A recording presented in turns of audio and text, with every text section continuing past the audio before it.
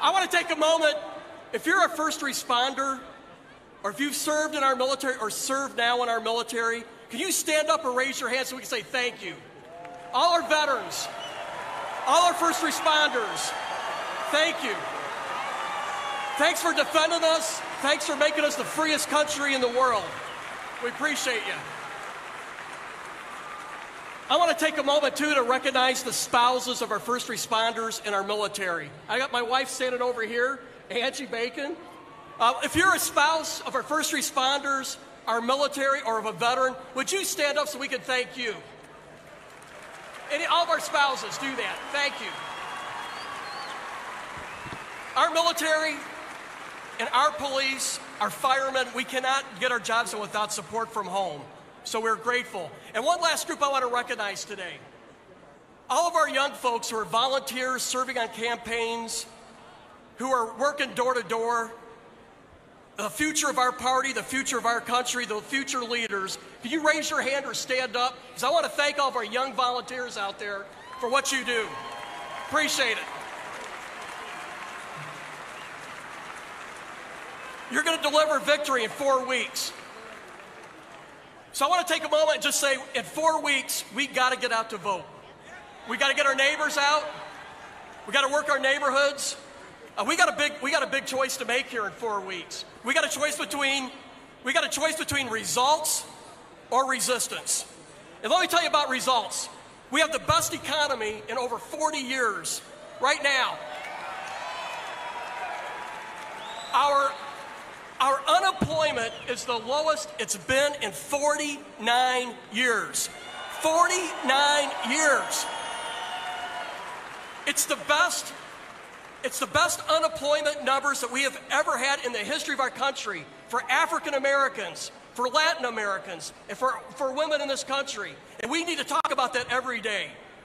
Now, our GDP growth is at 4.2%. And hey, some buddies out there, we love you. In January of 17, it was 1.2%.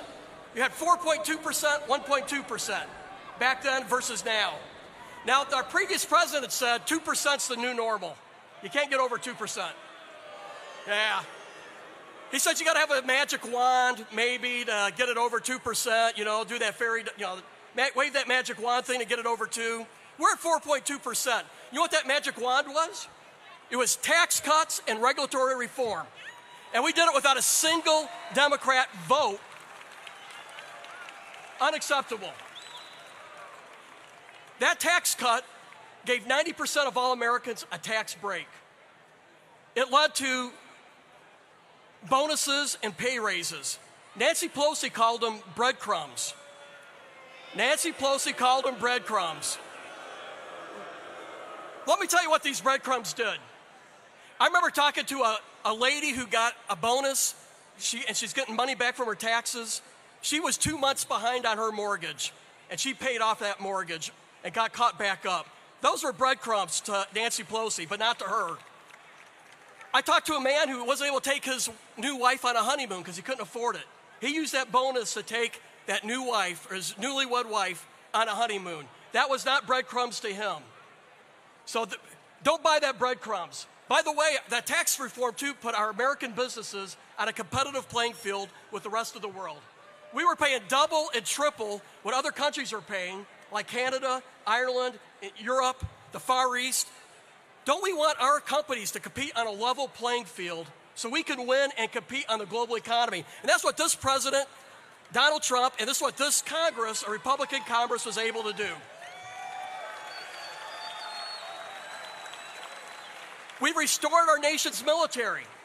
From 2010 till last year, we cut our military 18% while we're fighting 2 wars.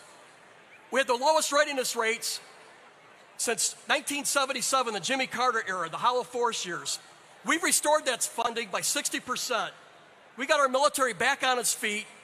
We've given pay raises to our military for the first time that matched inflation in almost 10 years. We stand by our men and women serving in our country, defending. We've given our VA more funding so we can take care of the veterans who've defended this country. We've given accountability so they can fire folks who are not performing. We've made it easy to hire people. And we've given choice so the veterans can see their local doctor, something that's taken decades to be able to do. We've funded opioid prevention, rehab. We've gone after human trafficking programs. But let me tell you something let's talk about something that's gone unheralded. Think about ISIS. 3 or 4 years ago, ISIS controlled a third of Iraq and a third of Syria. Today, they own a little speck of property in Syria. And why is that? Because we have brought in a great man in Secretary of Defense Mattis that's running our military operations. Secretary of Defense Mattis is a gift, and he's a great leader. You know what he said when he came in? He goes, we're not going to just go after ISIS and make them retreat. We're going to surround ISIS and annihilate them. And that's what needed to be done. So we've made some great progress, but we got more work to do. And this is where I want you to focus. We have to fix this healthcare problem that we have had. Our healthcare premiums have doubled over the last 10 years under ACA. We need to get more choice. We need to lower those premiums. We need to get those prescription drugs out on the market faster. But I tell you, the other side, they want to do a government takeover of healthcare that costs $32 trillion, that will double the federal tax burden, and will take away the healthcare that you like. So it used to be on the other side of the aisle, if you like your healthcare, you can take it or keep it. Now, if you like your healthcare, it's sorry, Charlie, we're going to take it and force you to a government-run program. Let's say we're going to have to vote against that in 4 weeks, make sure that does not happen. We also got immigration we got to fix. We got to secure our borders. We got to secure our borders. We got to build up our legal immigration. And we can find a compassionate way forward. We need to secure our borders, absolutely. Now, what is the other side saying? They have voted against every compromise that secures our borders. We've had 2 votes. Vote against both of them. Chuck Schumer said, he actually said this. He said that we shouldn't detain anybody crossing illegally within 100 miles of our border. How is that border security? It's not. We got a third issue. We got 12 million people that aren't working. We have the lowest unemployment in 49 years. We have to help those people get back to work. And we need to provide the technical training. And we need to help get rid of that cliff effect so we can incentivize people back into work. So let me ask you this. Who do you want working on health care, immigration, and workforce reforms? Do you want a conservative from Iowa and Nebraska, or do you want a democratic socialist philosophy to fix those problems? Okay, we want conservatism. So let me close with this. We got a big day 4 weeks from now. Historically, in the midterm elections, the party out of power gains seats because they're mad, and the party in power, they get complacent. We cannot be complacent because if we do, we're going to find ourselves with Speaker Pelosi at the helm. They've already had 2 impeachment votes. Unacceptable. I ask you to get out and vote, work your neighborhood, get your family, get your friends to vote, put the yard signs out, contribute to your local candidates. We need you involved and working hard. We can't afford to be complacent on November 6th. Ladies and gentlemen, thank you for giving a great welcome to our 45th president.